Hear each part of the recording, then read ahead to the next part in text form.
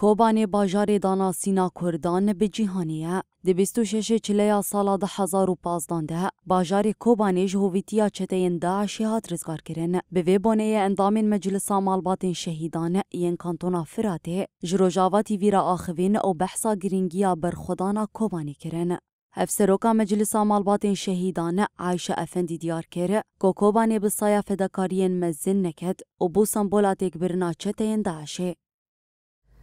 بلکه یعنی رحی کد کوبانی دا درکتی یعنی باوری مدا دتر شورشان دا در نکد رحی که انتقام بو رحی که بهرس بو رحی که برخدانه که بسالانه او انتقام دل هر کسی که دا کرد هاتبو پجراندن و دل خدا و شارتبو نکن بو درخستانه خواستن جاره که تنی جبو خواه بی امهنه جبو خواه ام کده بدن ام ریوبریا که ما چه ببه وکو حکومت که ما چه ببه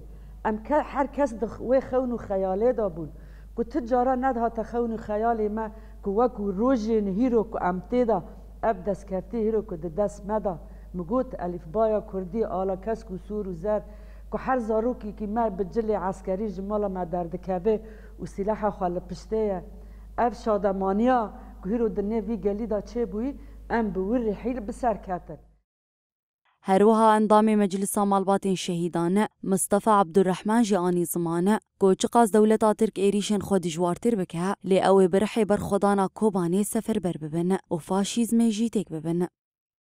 سالبگر کوبانی به ریوبریا سروک آپو به سفربریا سروک آپو که سفربری چه کرد و او کچی خورت ما هر چهار پارچه کردستان دا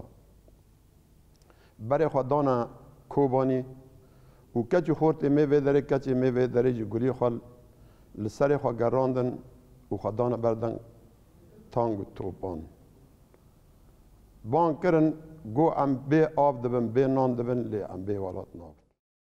9 سال د سروی برخودانیا کوری ندا خون و خیال دولتا ترک که کوبانی داگر بکه در باست به لی حطان هاجی دولتا ترکا داگر کره دست جیریشن خوین لسر کوبانی و روژاوای کردستانی برندایه و روژانه به والا فرین شهر و توپان گندو نافچین کوبانی بمبا باراند که